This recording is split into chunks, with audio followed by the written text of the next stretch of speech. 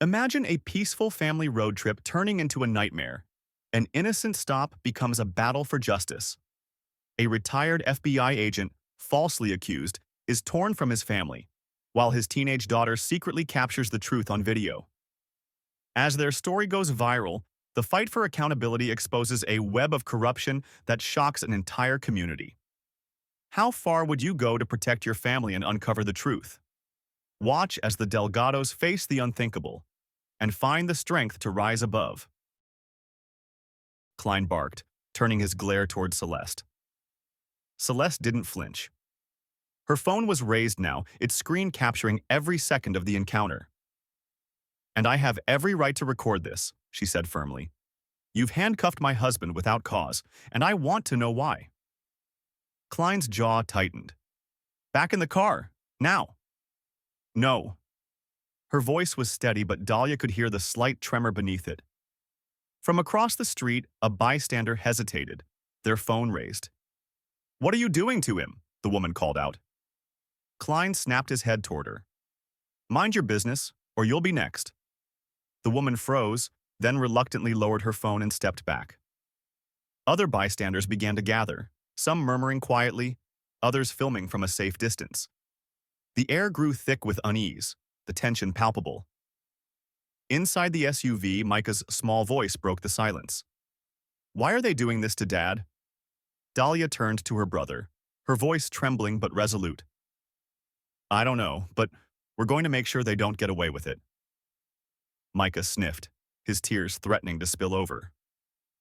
"What if they take him away?" "They won't," she said, though her own voice betrayed her uncertainty. "Mom and I won't let that happen." Klein began to pat Isaiah down, his movements rough and invasive. "What are you carrying? Drugs? Weapons?" "Nothing," Isaiah replied, his voice tight. "I'm unarmed." "That's what they all say," Klein muttered, ignoring him. Dugan finally stepped forward. "Klein, maybe we should call this in.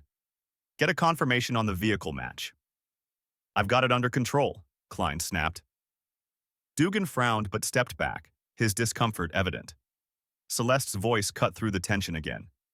"You're profiling him because he's black. Admit it." Klein's head whipped toward her. "Ma'am, I'm not going to warn you again. Back in the car." "Not until you tell me why you're treating my husband like a criminal." Her defiance caught the attention of the growing crowd. Someone shouted, "Yeah, tell her." Klein's hand moved to his radio. "We've got a situation here," he muttered, his voice low. The standoff stretched on, every second feeling heavier than the last. Isaiah, handcuffed and restrained, remained silent. His calm was his shield, but inside, his heart ached for his family. "Daddy," Micah whispered from the back seat, his tears finally falling. Dahlia pressed a hand to her brother's shoulder, her phone still capturing the scene. "It's going to be okay," she said, though her own tears threatened to spill. The flash of cameras and the hum of whispers from the crowd painted an unsettling picture. What had begun as a quiet family trip had turned into something none of them could have anticipated, and it wasn't over yet. The silence was shattered by the sound of Isaiah's knees hitting the pavement. Officer Darren Klein shoved him forward with unnecessary force, the weight of his knee pressing into Isaiah's back. Gravel scraped against Isaiah's skin as his cheek pressed against the road. Celeste gasped, stepping out of the car despite Klein's earlier warnings. "What are you doing?" she shouted, her voice trembling with anger. "He's complying. This is excessive force." Klein didn't respond, focusing instead on yanking Isaiah's arms behind his back to secure the handcuffs. Isaiah winced but remained calm, his breathing measured despite the sharp pain radiating through his ribs. "Stay down," Klein barked, his tone dripping with hostility. Isaiah gritted his teeth. "I'm not resisting, officer. I've complied with every one of your orders." Klein's eyes narrowed, his grip tightening on the cuffs. "Then maybe you should have thought about that before driving a stolen vehicle." From inside the SUV, Micah's small voice broke through the chaos. "What are they doing to Daddy?" Dahlia wrapped an arm around her younger brother, pulling him close. "They're wrong," she whispered, her own voice shaky. Dad didn't do anything. Micah buried his face in her shoulder, his small body trembling. Why are they hurting him? Dahlia didn't have an answer. Her fingers trembled as she held her phone steady, capturing every moment. Klein patted down Isaiah, roughly searching his pockets. His hand landed on Isaiah's wallet, pulling it out and flipping it open. A glint of light caught his eye as a badge fell to the ground, landing near his boot. Klein bent down, picking it up. "What's this?" he muttered, examining the FBI credentials. A smirk crept across his face. "Nice fake."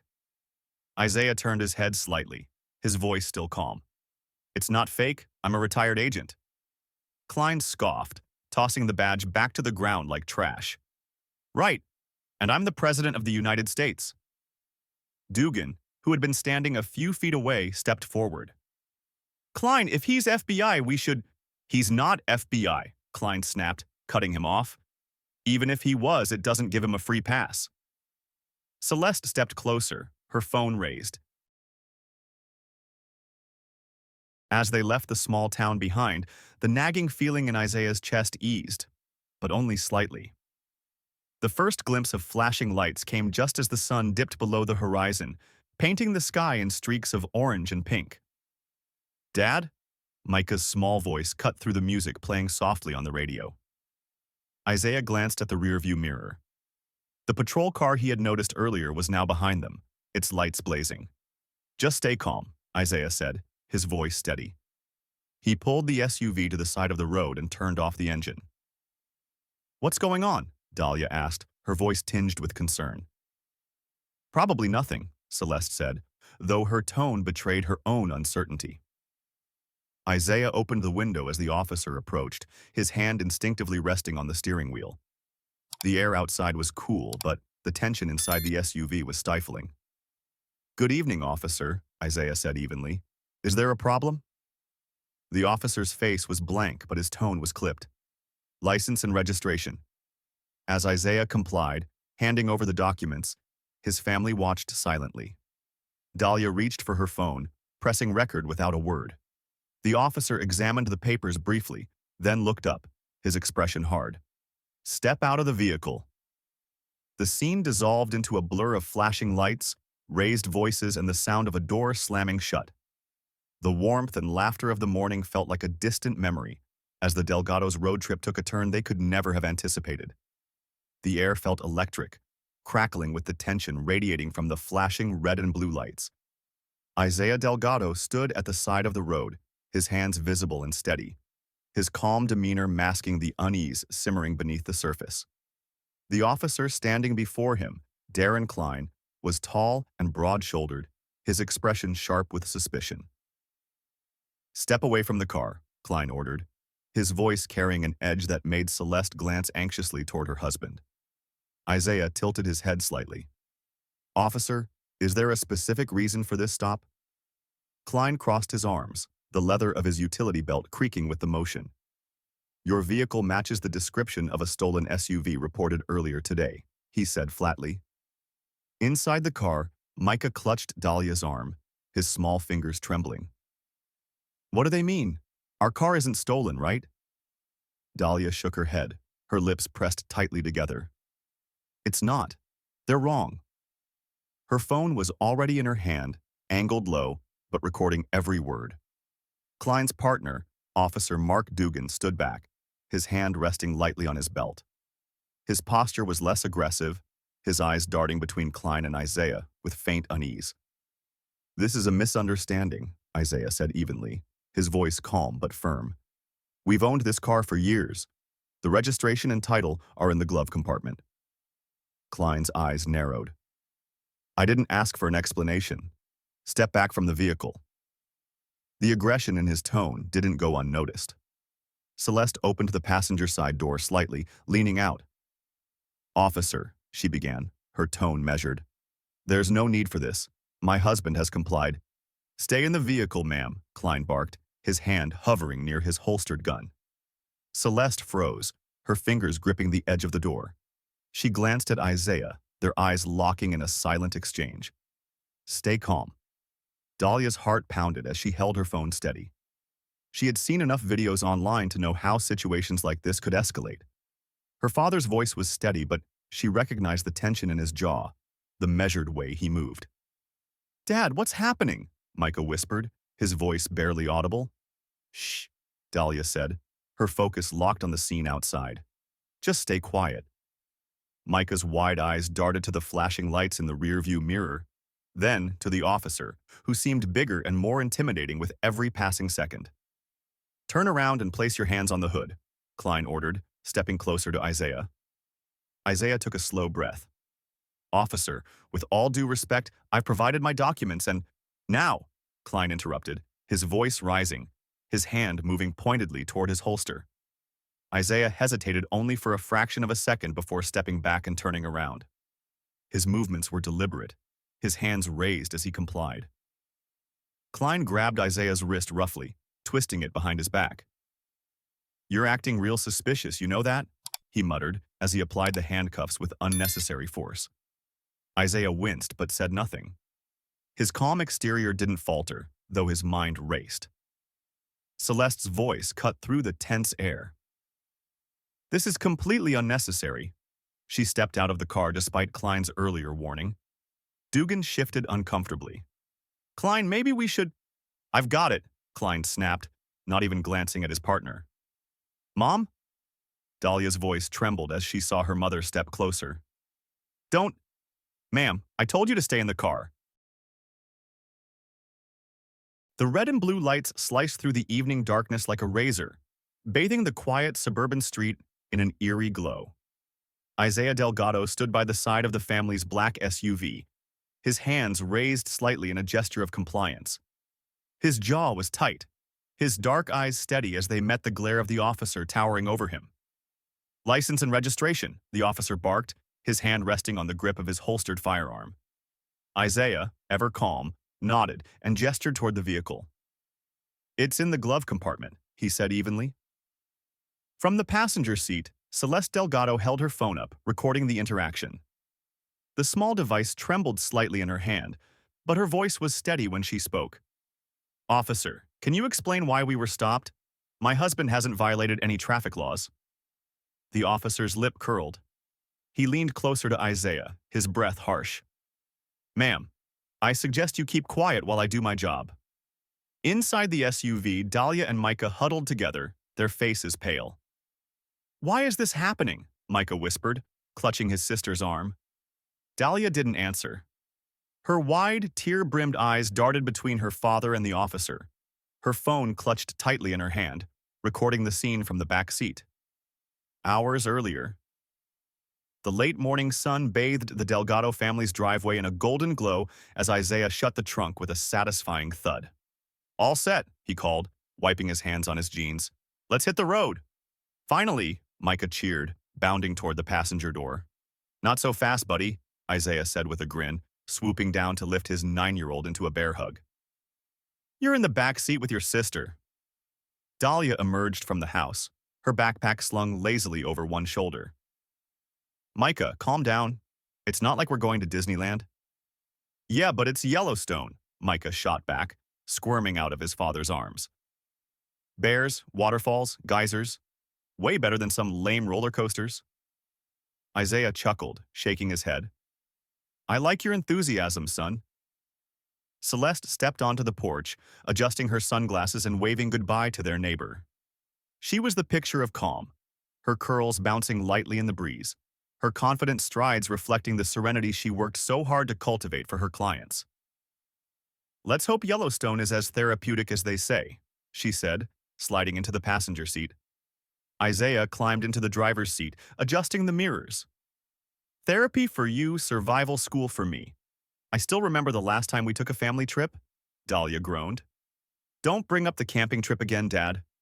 Isaiah smirked, turning the key in the ignition. "I'll never forget it.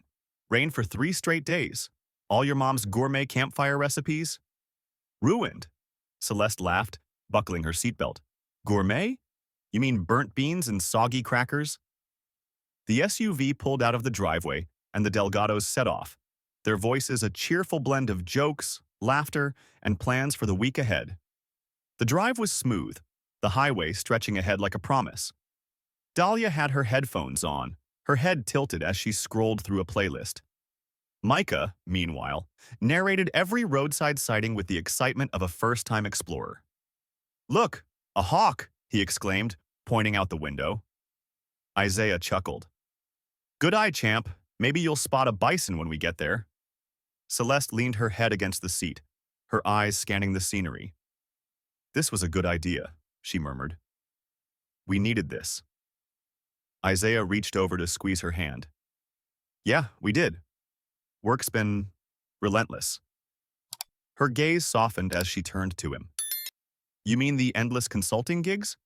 Or the fact that you're incapable of saying no when someone asks for your help?" "Guilty as charged," he admitted with a sheepish grin. The atmosphere shifted when they reached the outskirts of a quiet Midwestern town. The houses were neatly aligned, with crisp lawns and white picket fences. Everything seemed too perfect. As Isaiah slowed for a stop sign, he noticed a patrol car parked under the shade of an oak tree. The officer inside seemed to glance their way as they passed.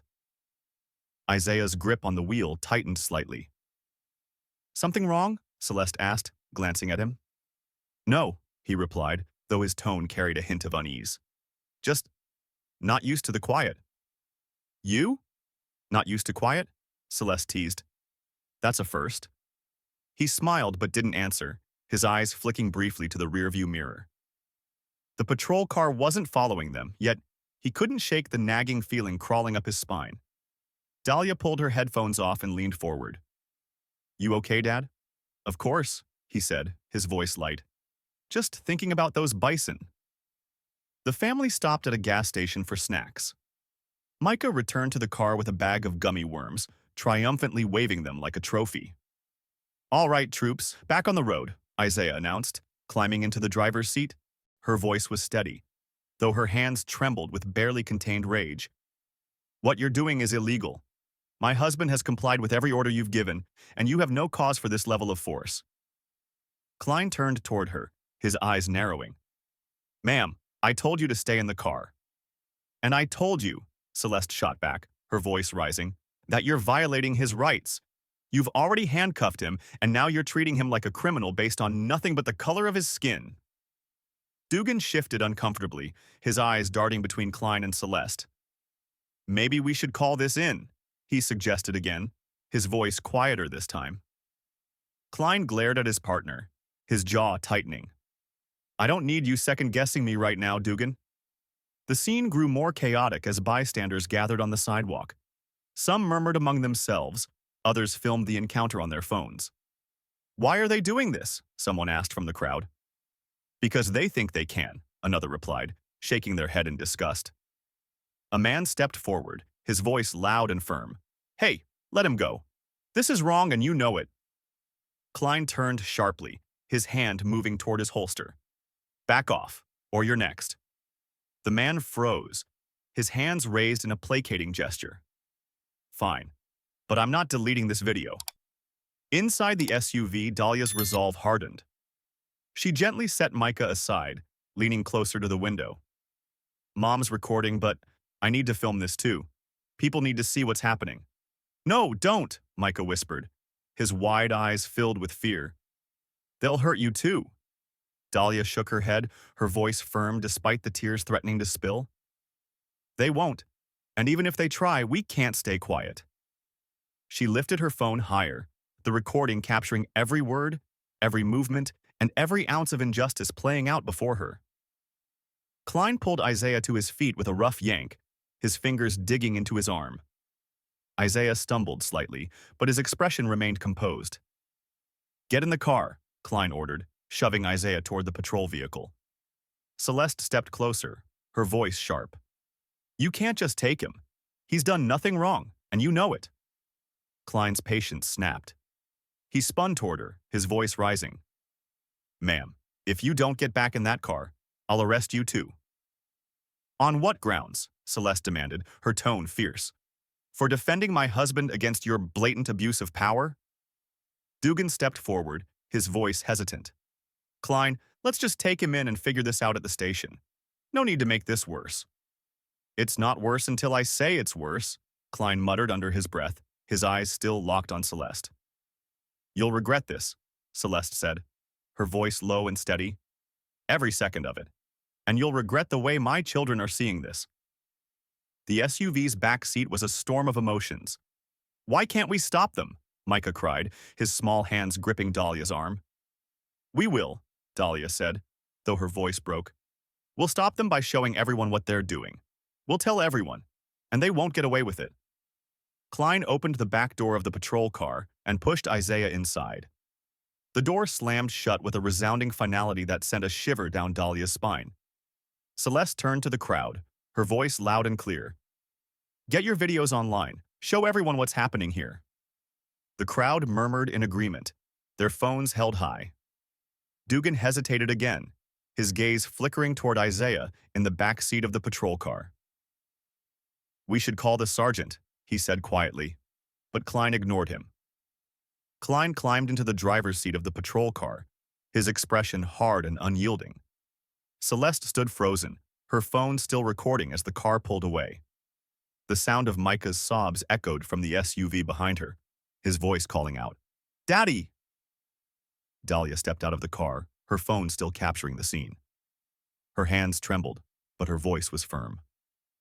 We're not letting them get away with this. Celeste turned to her daughter, her eyes filled with both fear and determination. We won't, she said, her voice steady. This is just the beginning. The crowd began to disperse, but the videos they had taken would soon spread, carrying the weight of the Delgado story far beyond the quiet street where their family had been torn apart. The air inside the station was stale, heavy with an unspoken tension that mirrored Isaiah Delgado's calm but vigilant demeanor.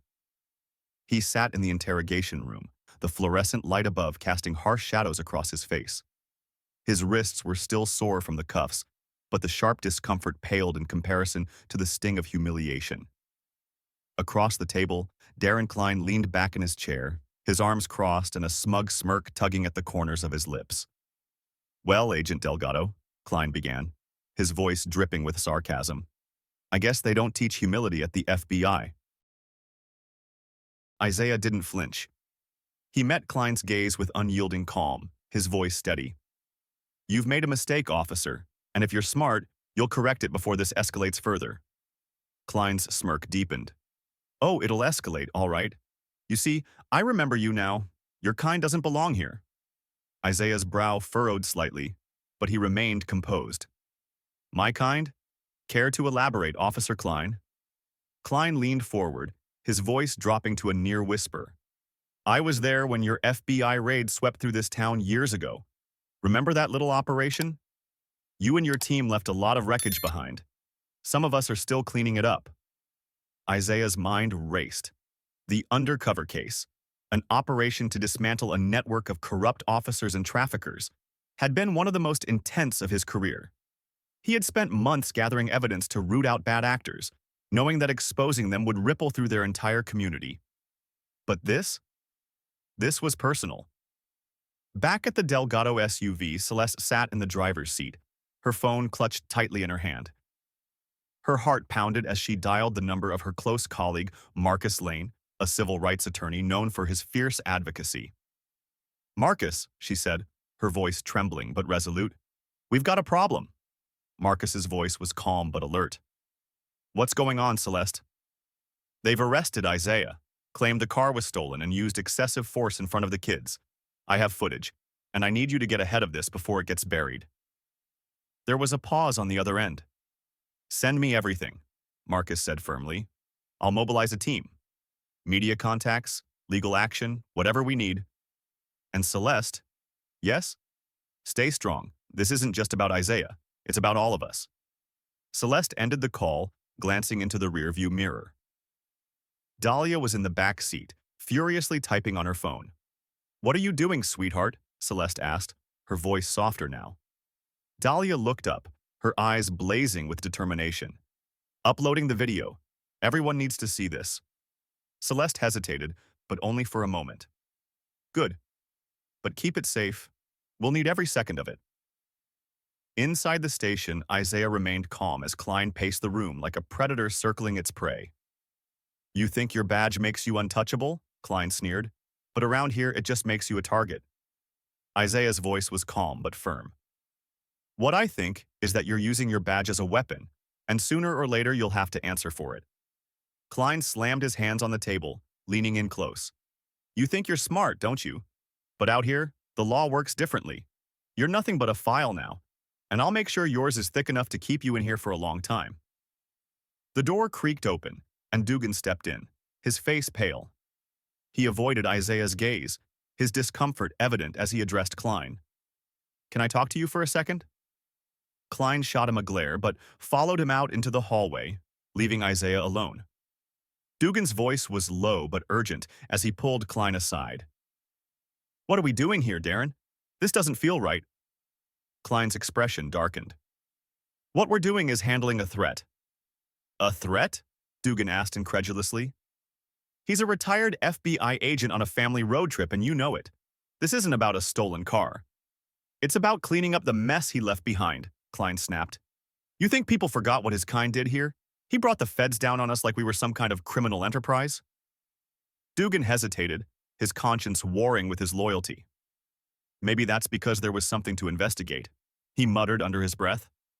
Klein's glare could have cut steel. Careful, Dugan. You're either with me or against me. In the parking lot outside the station, the tension was building. Protesters had begun to gather, drawn by Dahlia's video, which had quickly gained traction online. The footage, raw and unfiltered, showed Isaiah being handcuffed and pinned to the ground while his family pleaded for justice. Justice for the Delgados, a voice called, and the crowd echoed the chant. Celeste stepped out of the SUV, her phone still in hand. She approached the small group of reporters who had arrived, her voice steady despite the whirlwind around her. I want the world to see what's happening here. My husband has served this country for decades, and now he's being treated like a criminal because of the color of his skin. The reporters leaned in, their cameras capturing every word. Dugan returned to the interrogation room, his face clouded with unease. Isaiah looked up, his expression unreadable. Your partner doesn't like being questioned, Isaiah said calmly, breaking the silence. Dugan hesitated before replying. He's committed to the job. Is that what this is? Isaiah asked, his voice carrying the weight of years of experience. Or is this about something else? Dugan swallowed hard. The truth was sitting heavily on his shoulders, and for the first time, he wasn't sure he could carry it. I'm sorry, Dugan said quietly, his words barely audible. For what? Isaiah asked, his gaze steady. For not doing the right thing sooner, Dugan replied, his voice tinged with regret.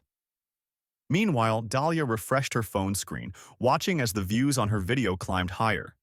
Comments poured in, some supportive, others dismissive, but the momentum was undeniable. Mom, Dahlia said, her voice urgent. It's trending. Celeste leaned over, her eyes scanning the screen. The video had been shared by several prominent activists, and hashtags like #Justice for Delgados and #End Police Brutality were spreading like wildfire. We're not alone, Celeste said softly, a flicker of hope in her voice. Back in the station, Klein re-entered the interrogation room, his face flushed with anger. Your little family's making a scene, he snarled. Isaiah's calm exterior didn't waver. Maybe you should have thought of that before you decided to profile us. Klein leaned in, his voice low and menacing. You think this ends here? It doesn't. I'll make sure you regret ever stepping foot in this town. Isaiah's gaze was unwavering. And I'll make sure you regret abusing the badge you're supposed to honor. The standoff was interrupted by the sound of voices rising outside. Klein straightened, his jaw tightening. What's going on out there? He demanded. Dugan glanced toward the window, where the glow of camera flashes and the hum of chants were becoming impossible to ignore. Looks like the world is watching, Isaiah said, his voice calm but laced with resolve. Klein's glare hardened, but the seeds of doubt were beginning to sprout. This wasn't going to end the way he had planned, and deep down, he knew it. The air in the Delgado SUV was thick with tension, but a glimmer of hope broke through when Celeste's phone buzzed with a notification. She swiped the screen and froze, her breath catching in her throat. "What is it?" Dahlia asked, leaning forward. Celeste held up the phone, her voice trembling with a mix of surprise and determination. A message from a retired judge. The call came moments later. "Mrs. Delgado, my name is Agnes Walters. I served on the bench here for nearly 3 decades," the voice on the other end said, steady and authoritative. "I saw the video your daughter posted. It brought back some troubling memories." Celeste's grip tightened on the phone. "Go on?" "There's a pattern in this town, Mrs. Delgado," Judge Walters continued. "Racial profiling, abuses of power, and a habit of making evidence disappear. This isn't the first time something like this has happened." Celeste glanced at Dahlia, whose eyes were wide with both curiosity and anger. "Why are you telling me this now?" "Because this time it's different," Walters said firmly. "Your family has sparked something that can't be ignored. But if you want real change, you'll need more than outrage. You'll need proof." Celeste's voice was resolute. "Then help me get it." At the station, Isaiah Delgado sat alone in the interrogation room, his shoulders aching from the rough treatment earlier. The physical discomfort was secondary to the emotional toll, but he refused to let it show. He leaned back slightly in his chair, replaying every detail of the arrest in his mind. Years of FBI training had taught him to observe, analyze, and document. And now, those skills were sharper than ever. Back at the SUV, Dahlia was scrolling through her phone, her jaw set with determination. "Mom, people are talking about us. Activists are sharing the video." Celeste peered at the screen, her heart swelling with a mix of hope and fear. The hashtags number Justice for Delgados and number End Police Brutality were trending, and comments flooded in from strangers offering support. "We can't let this momentum go to waste," Celeste said, her voice steady. "Reach out to those activists. Tell them we need their help organizing something peaceful but powerful." Dahlia nodded, her fingers flying across the screen. In the interrogation room, Isaiah heard the faint murmur of voices outside the station. The protests were growing louder, their chants seeping through the concrete walls. He allowed himself a small smile, knowing that Celeste and Dahlia were likely behind the movement. The door creaked open, and Dugan stepped in, his expression unreadable.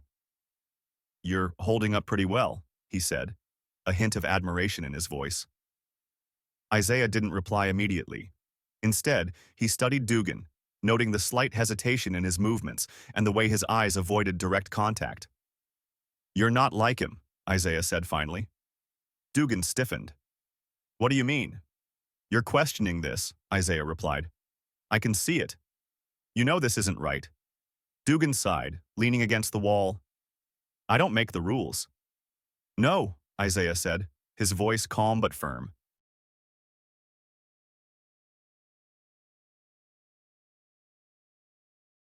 "But you choose whether or not to follow them blindly." Dugan shifted uncomfortably, his internal conflict written across his face. Meanwhile, outside the station, a crowd had formed. Protesters held signs with phrases like "Justice for all" and "End police corruption." Their voices rose in unison, a powerful chorus demanding accountability. Dahlia stood near the front, her phone raised as she live-streamed the scene. Civil rights activists had joined the protest, some leading chants, others speaking with reporters who had flocked to the area. One of the activists, a woman named Marissa Grant, approached Celeste. "Your family's bravery has ignited something big," she said, her voice steady. "We're here to support you, but we need to stay peaceful. That's how we win this." Celeste nodded, her resolve unwavering. "We'll do whatever it takes."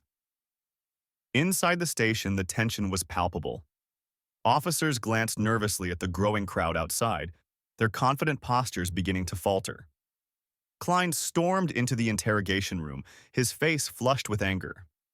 "Your little family is causing quite a scene," he sneered. Isaiah met his glare with calm defiance. "Looks like they care more about justice than you do." Klein's fists clenched at his sides, but before he could respond, the door opened again. This time, it was Dugan, his expression grim. "Klein, we need to talk," Dugan said, his voice low. Klein turned sharply. "Not now." Now, Dugan insisted, his tone leaving no room for argument. Klein shot Isaiah one last glare before following Dugan out into the hallway. Dugan's voice was quiet but firm as he addressed Klein. "We're crossing a line here, Darren. This isn't about a stolen car and you know it." Klein's eyes narrowed. "Watch yourself, Mark." "No," Dugan said, his voice growing steadier. "I've been watching you. And this isn't about protecting the town. This is personal." Klein's jaw tightened, but he didn't respond. Back in the SUV, Celeste's phone buzzed again. It was Marcus. "Celeste," he said, his voice urgent. "Judge Walters just sent over some files. You won't believe what's in them." "What kind of files?" Celeste asked, her heart racing. "Internal reports," Marcus replied. "Complaints against Klein, evidence of tampered cases, and a pattern of targeting people of color. This is big. We need to get this to the media now." Celeste's grip on the phone tightened. "Do it. The world needs to know." As night fell, the protest outside the station showed no signs of slowing. Candles were lit, their flames flickering in the cool breeze as protesters continued their chants. Dahlia's live stream had attracted thousands of viewers, many of whom shared the video with their own networks. Inside the station, Isaiah sat alone once more, his thoughts focused and sharp. The noise from outside was a reminder that he wasn't fighting this battle alone, and neither was his family. He closed his eyes briefly, allowing himself a moment of clarity. He knew this wasn't just about him. It was about exposing the truth and ensuring that no one else had to endure what his family was going through. And he wasn't going to stop until that truth came to light.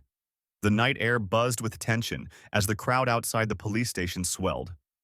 Protesters stood shoulder to shoulder, their chants echoing into the night.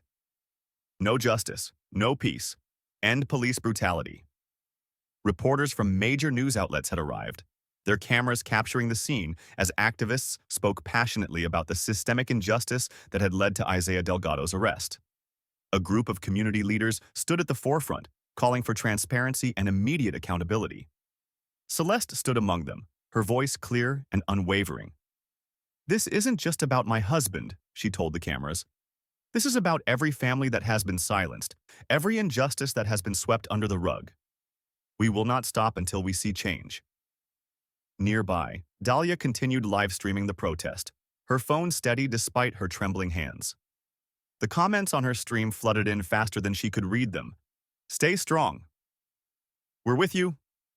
"Expose them." She glanced back at Micah, who was seated in the SUV, his small face pressed against the window as he watched the crowd. The sight of him, innocent and scared, ignited a fresh wave of determination in her. Inside the station, Officer Darren Klein's mood had darkened further. His jaw tightened as he watched the growing protest on the station's monitors. He slammed his fist against the desk, startling the officer next to him. "This is getting out of hand," Klein growled. Sergeant Monroe, a seasoned officer with a weary expression, approached cautiously. "Klein, maybe it's time we step back.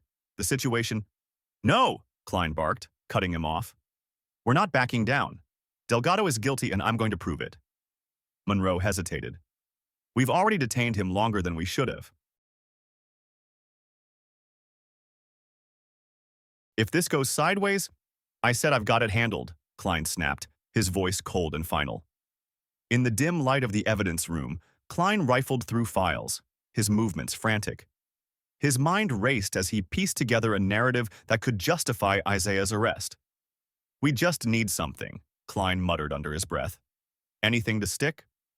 He grabbed a file from a closed case, one involving a stolen vehicle from months earlier, and began altering the details.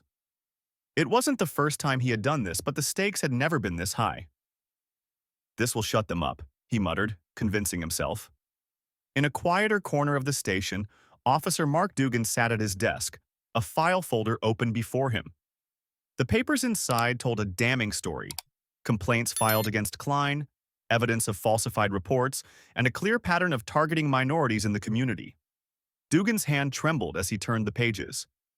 He had known about Klein's methods for years but had always looked the other way, rationalizing it as part of the job.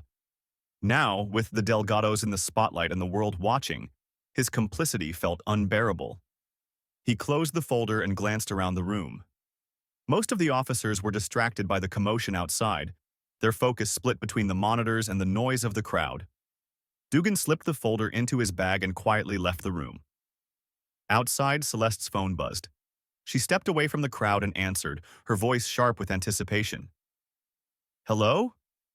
"It's Dugan," came the quiet reply. Celeste's breath caught. "What do you want?" I'm sending you something," Dugan said, hesitantly. "Documents.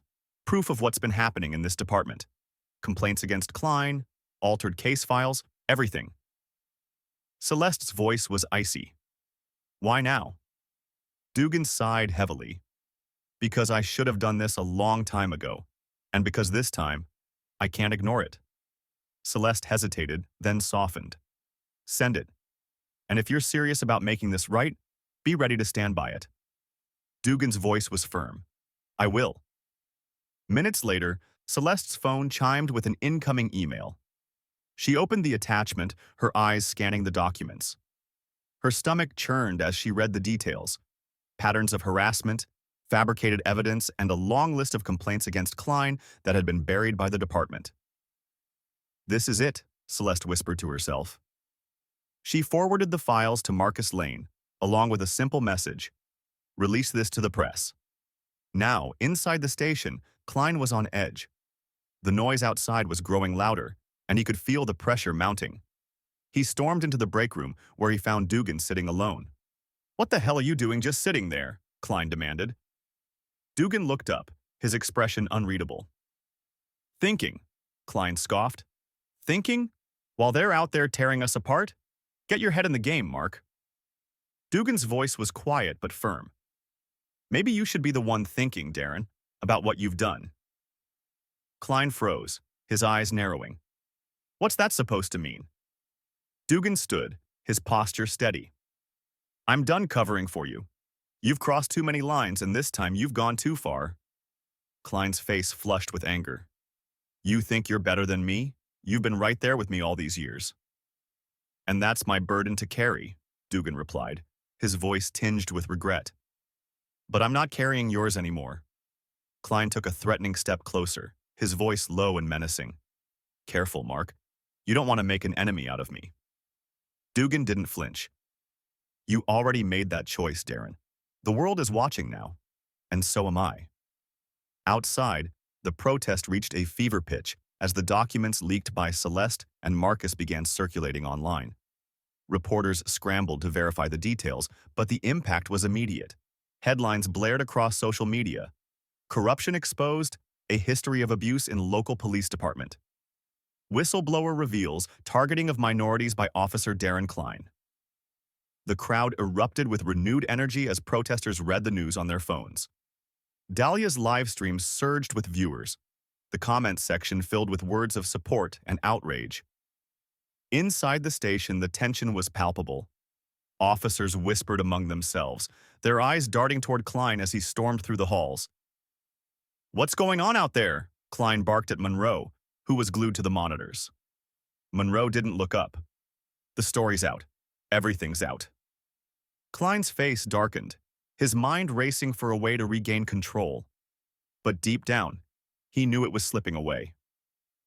The sun rose over the protest outside the police station, casting a golden light on the sea of determined faces.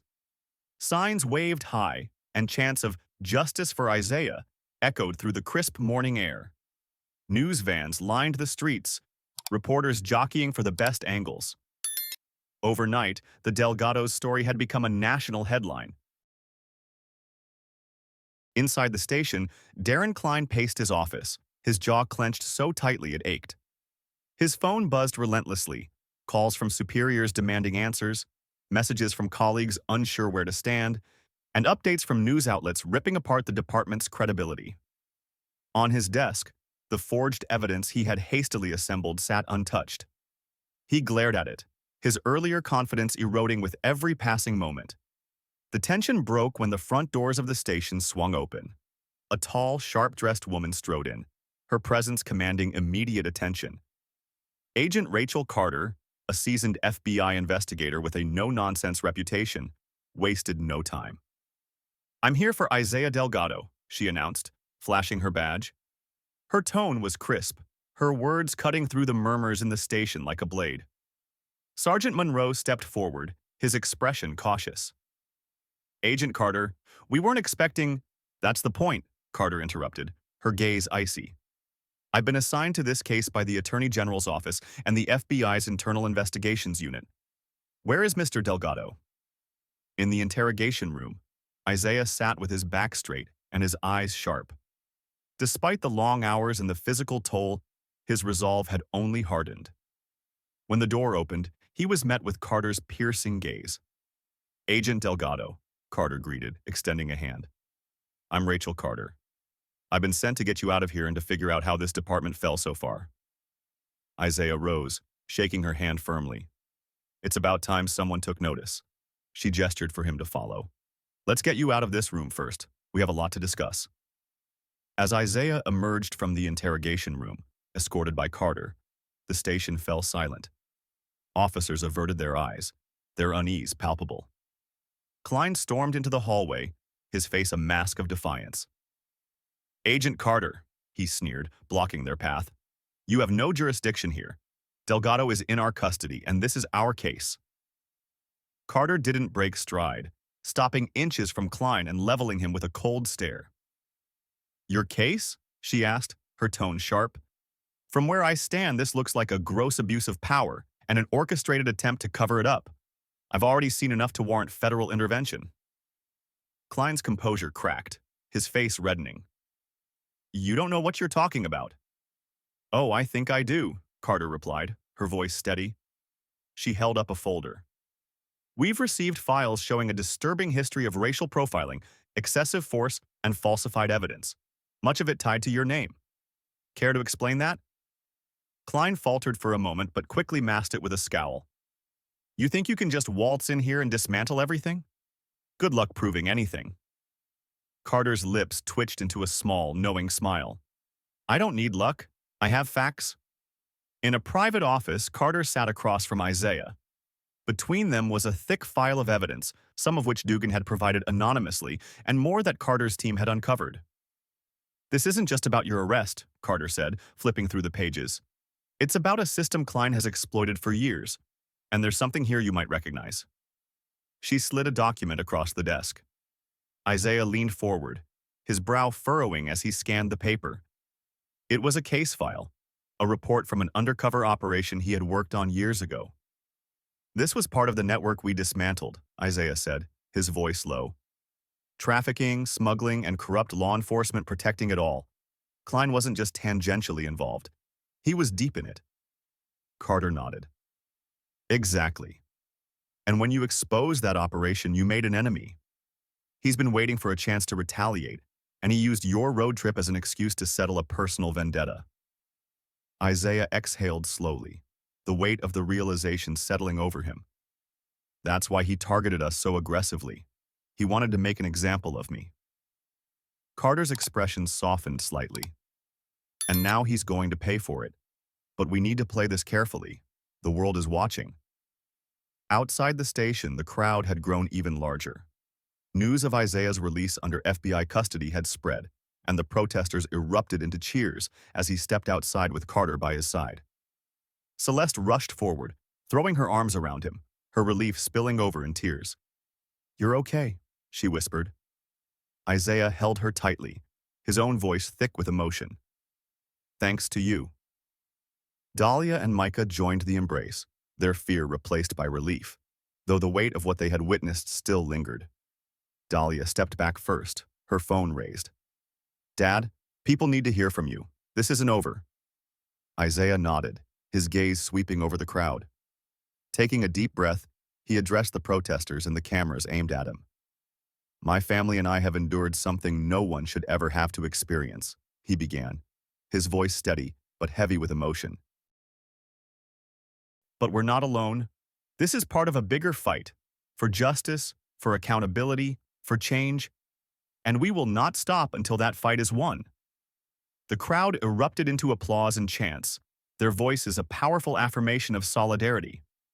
Inside the station, Klein was unraveling. His attempts to maintain control had backfired spectacularly, and now his actions were under federal scrutiny. He stormed into the locker room, slamming his fist against a metal cabinet.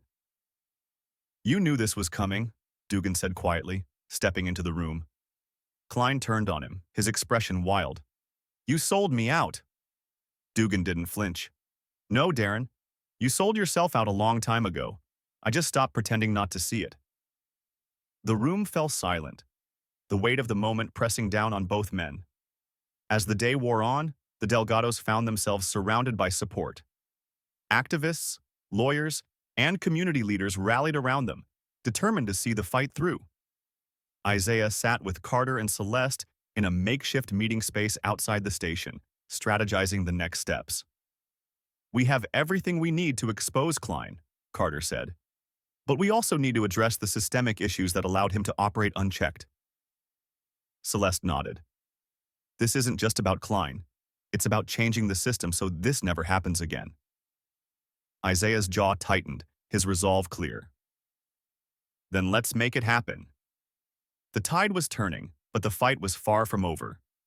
The Delgado's story had become a symbol of resistance and resilience, and they were ready to see it through to the end. The courtroom was packed, every seat filled with reporters, activists, community members, and curious onlookers. The tension in the air was palpable, the kind that made even the most composed individuals shift uncomfortably in their seats. At the defense table sat Darren Klein and Mark Dugan, their expressions a study in contrast. Klein was defiant, his jaw set and his eyes darting around the room as though daring anyone to challenge him. Dugan, on the other hand, looked drained, his posture slouched and his gaze fixed on the floor. The Delgados sat together near the front, a united front in the face of adversity. Celeste held Micah's hand tightly, while Dahlia sat upright, her phone resting on the bench beside her, prepared to document anything significant. "All rise," the bailiff called, and the room stood as Judge Naomi Carter, a woman known for her stern demeanor and unwavering fairness, entered. The prosecution wasted no time laying the groundwork for their case. Marcus Lane, representing the state, began with a clear and damning statement. "This case is not just about two officers abusing their power. It's about a system that allowed them to do so for years, unchecked and unchallenged. Today, we are here to hold them accountable, not just for what they did to Isaiah Delgado and his family, but for the countless others who have suffered in silence." He turned toward the jury, his gaze steady. "We will show you evidence of racial profiling, falsified reports, and a pattern of behavior that cannot be ignored. And we will prove beyond a shadow of a doubt that this is not an isolated incident." The first witnesses were community members who had been targeted by Klein in the past. One by one, they described encounters eerily similar to Isaiah's: unwarranted stops, baseless accusations, and excessive force. One woman, her voice shaking, recounted how Klein had dragged her son out of their car during a routine traffic stop, claiming he fit the description of a suspect. "He was only 16, she said, tears streaming down her face. "He was just a kid." The jury listened intently, their expressions somber as the pattern of misconduct became undeniable. When it was Dahlia's turn to testify, the room fell silent. She took the stand, her hands trembling slightly as she adjusted the microphone. "Can you tell us what happened that day?" Marcus asked gently. Dahlia nodded, her voice steady despite the emotion in her eyes. "We were on a road trip, just my family and me. Everything was normal until those officers pulled us over. At first, we didn't understand what was happening, but then..." She paused, swallowing hard.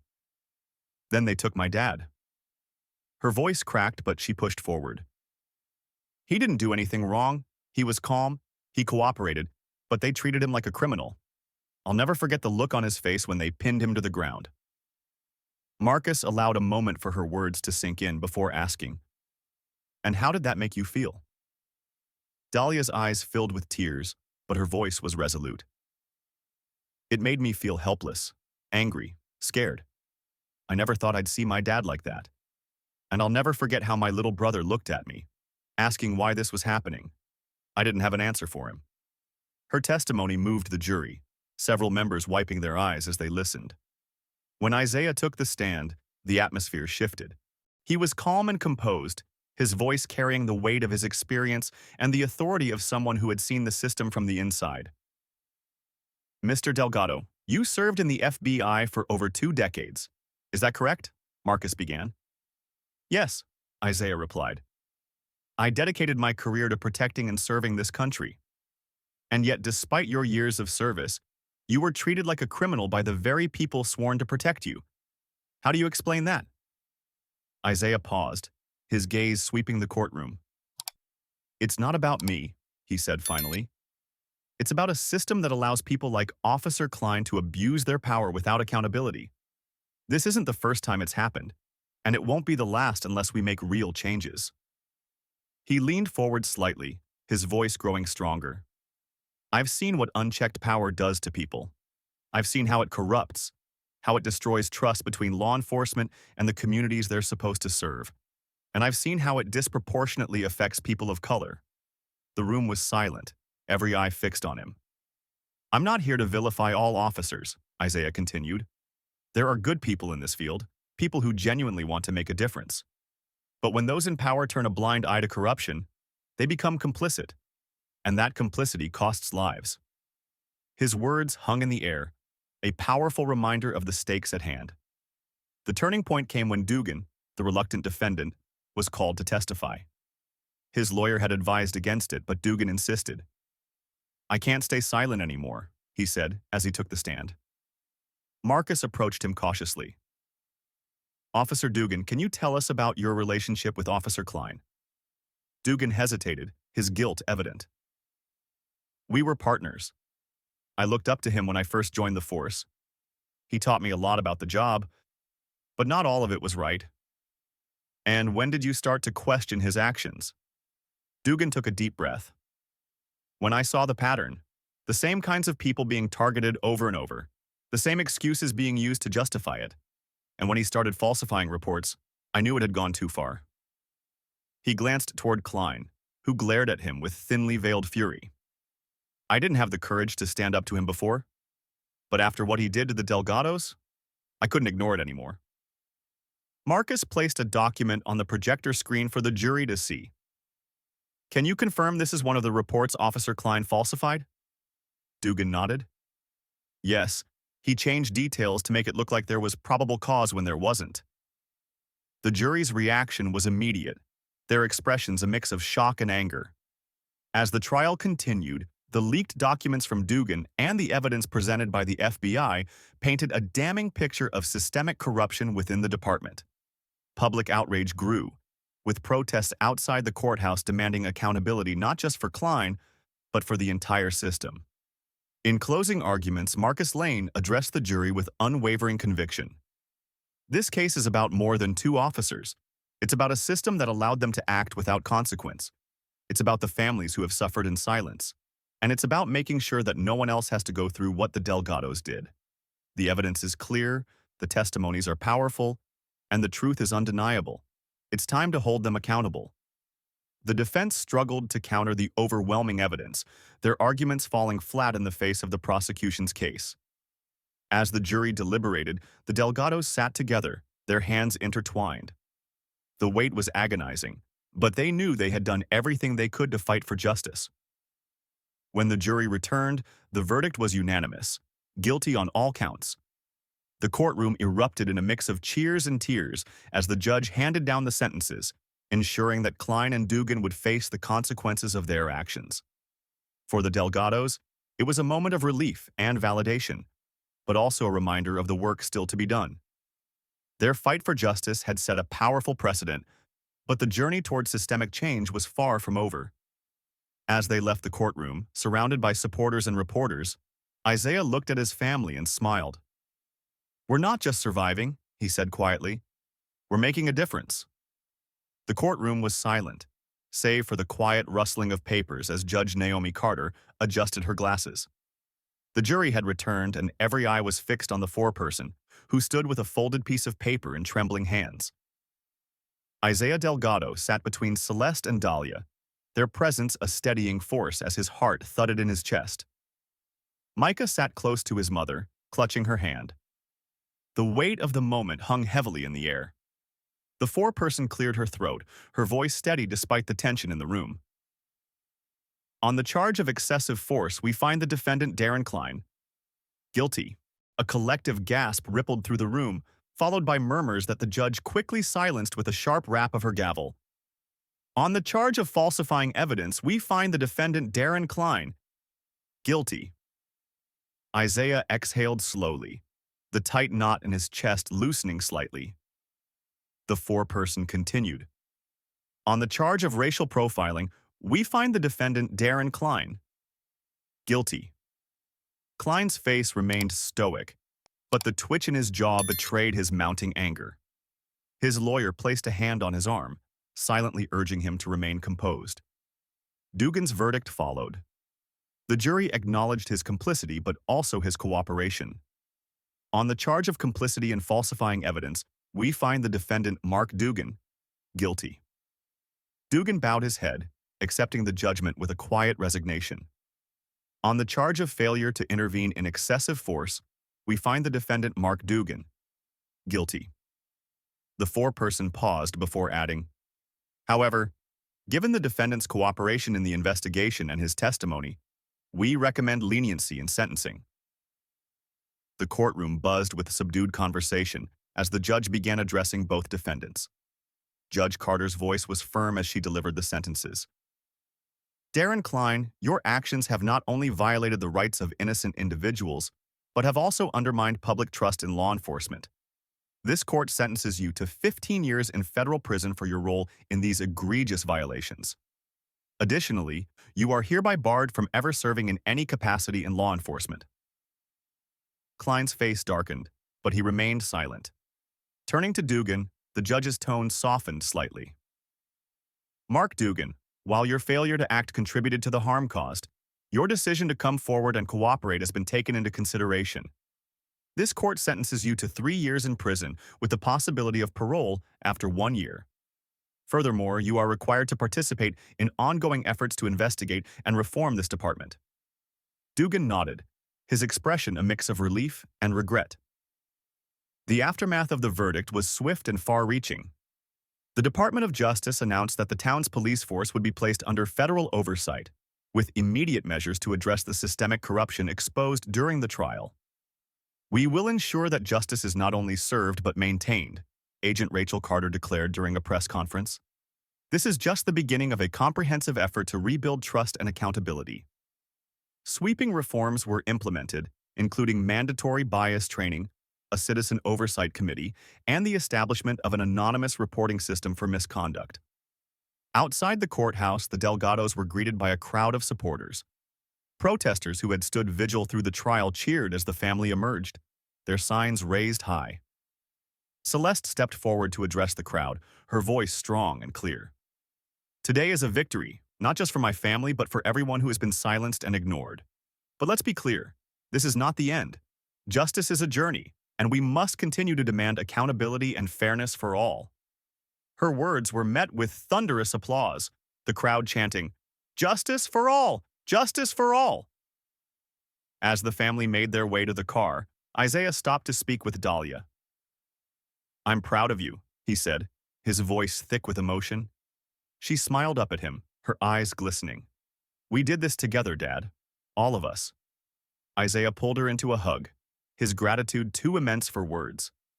In the days that followed, the Delgados returned home to a sense of normalcy they hadn't felt in weeks. Yet, the fight for justice had left its mark. Dahlia continued to use her platform to advocate for systemic change, her voice resonating with thousands of followers. Micah, once timid and fearful, found new courage in the example set by his family. He often asked Isaiah about his FBI work, his questions reflecting a newfound understanding of fairness and resilience.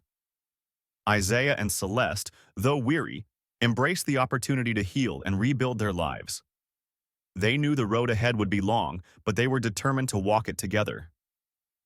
In the town itself, the impact of the trial was undeniable.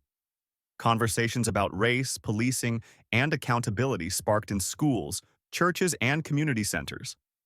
Judge Walters, inspired by the Delgados' courage, spearheaded an initiative to educate young people about their rights and the importance of standing against injustice. Months later, as Isaiah watched his children playing in the yard, he felt a deep sense of pride and purpose. The fight for justice had tested their family in unimaginable ways, but it had also strengthened their bond and reminded them of the power of truth. He turned to Celeste, who was watching the scene with a soft smile. "We've come a long way," he said quietly. "And we're just getting started," she replied, taking his hand in hers. The fight for justice had been hard fought, but it had laid the foundation for a better future, not just for the Delgados, but for an entire community. The power of truth had prevailed, and its echoes would resonate for years to come. The Delgado home was quiet in the early morning light. Isaiah stood by the kitchen window, a mug of coffee warming his hands as he watched the sunrise. The golden hues painted the sky, a reminder that every day was a chance to start anew. In the yard, Micah was already awake, his sketchpad balanced on his knees as he doodled under the shade of a tree. Nearby, Dahlia was busy with her latest project, a mural spanning the length of their backyard fence. The partially painted scene depicted vibrant colors and powerful images of unity, justice, and hope. Isaiah smiled faintly. The storm that had upended their lives was beginning to fade, and the first rays of calm were breaking through. Inside, Celeste sat at her desk, poring over applications and legal documents. Her nonprofit, Justice for Families, had officially launched a week ago, and the response had been overwhelming. The nonprofit's mission was simple: to provide legal aid and emotional support to families impacted by police misconduct. Celeste had partnered with activists, lawyers, and trauma counselors to ensure that no one else would have to navigate such an ordeal alone. Her phone buzzed, and she picked it up, her expression softening as she read a message from one of the families she had recently helped. "Thank you for giving us hope," it read. Celeste closed her eyes for a moment, letting the gratitude wash over her. Their struggle had not been in vain. Dahlia stood back from the mural, her hands on her hips as she surveyed her work. She had spent weeks sketching the design, drawing inspiration from everything her family had endured and overcome. At the center of the mural was a large, radiant sun breaking through storm clouds, a symbol of resilience. Surrounding it were smaller vignettes, clasped hands representing unity, a family standing together, and scales of justice tilted toward fairness. "Looking good," Isaiah said, stepping outside to join her. Dahlia turned, wiping her paint-streaked hands on her overalls. "It's not done yet. The sun needs more detail, and I'm thinking of adding quotes around the edges."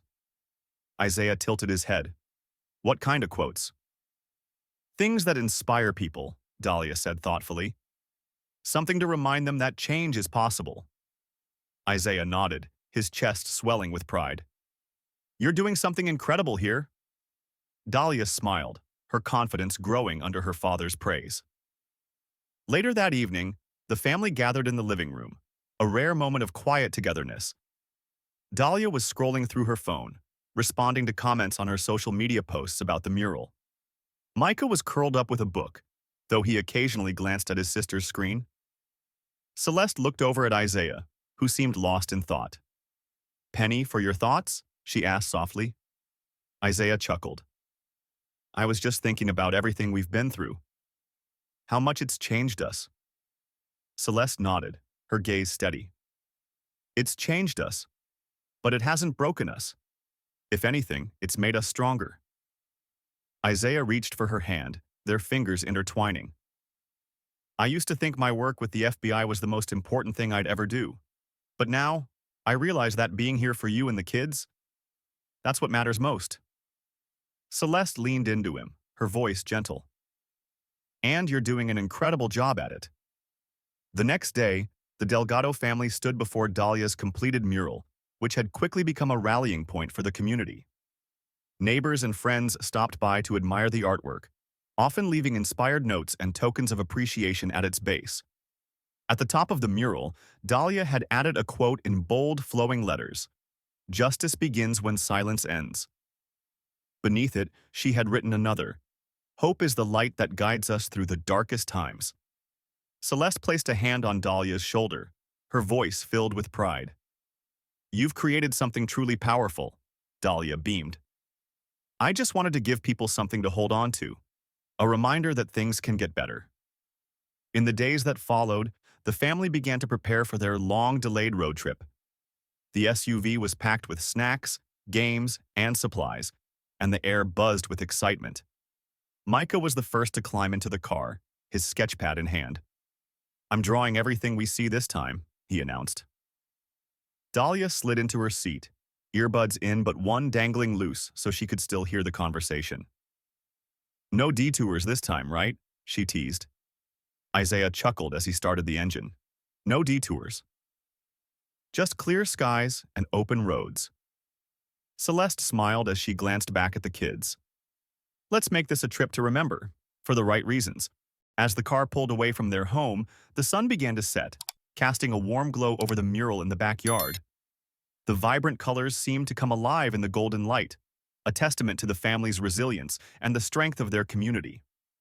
The road stretched out before them, a symbol of possibility and renewal. For the first time in weeks, the Delgados felt a sense of peace.